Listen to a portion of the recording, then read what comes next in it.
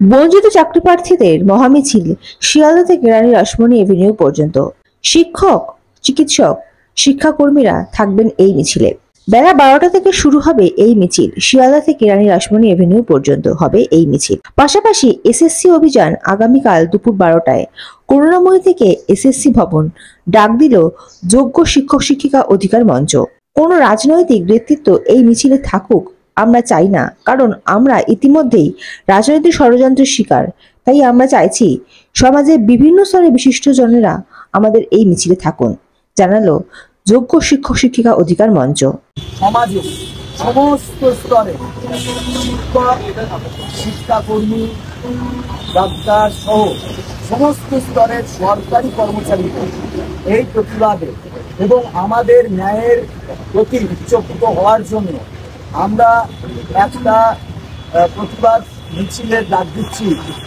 সেটা শিয়ালদা থেকে রানী রাসমণি পর্যন্ত এই মিছিল আসার জন্য আমরা সকলকে অনুরোধ করছি এবং সমাজের যারা বুদ্ধিজীবী বলে পরিচিত সেই শিশু সমাজকেও আমরা আমাদের এই যে প্রতিবাদ এবং এই যে আমাদের যে অন্যায় আমাদের প্রতি হয়েছে তার জন্য আমাদের পাশে থাকার জন্য আহ্বান জানাই। তারপর কালকের পরে পরশুদিন আমরা স্কুল সার্ভিস কমিশনের অভিযানে ডাক দিয়েছি। পরশুদিন আমরা একইভাবে বলছি ওই সমস্ত স্তরের মানুষকে, যাদেরকে আমরা বলছি যে আপনারাও যেমন কালকের জন্য আমরা আহ্বান জানাচ্ছি, আপনাদের পরশুর জন্যও আমরা একইভাবে আহ্বান জানাচ্ছি।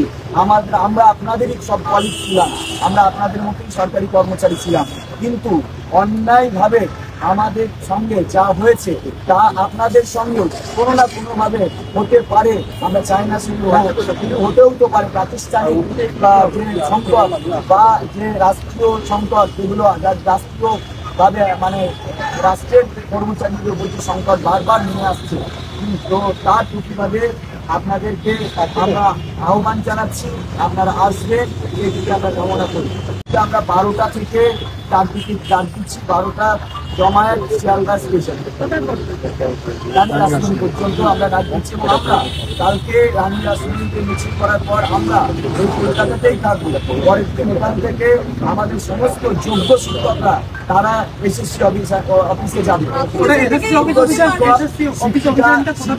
আমাদের সঙ্গে শিক্ষাকর্মীরাও আছে। আপনারা জানেন যে একটা স্কুল চালাতে গেলে শুধু শিক্ষকরা চালান না, শিক্ষকরা তো সামনে থেকে পড়ায় মাত্র, কিন্তু তারপরেও অনেক কাজ থাকে যেগুলো শিক্ষাকর্মীরা করে থাকে। তাই তারাও স্কুল এবং স্কুল শিক্ষা ব্যবস্থার অবিচ্ছেদ্য এবং গুরুত্বপূর্ণ অংশ। তাই যোগ্য শিক্ষক এবং শিক্ষাকর্মী উভয়ই এসএসসি অভিযানটা আমরা করুণাময়ী থেকে এসএসসি অফিস পর্যন্ত জমা।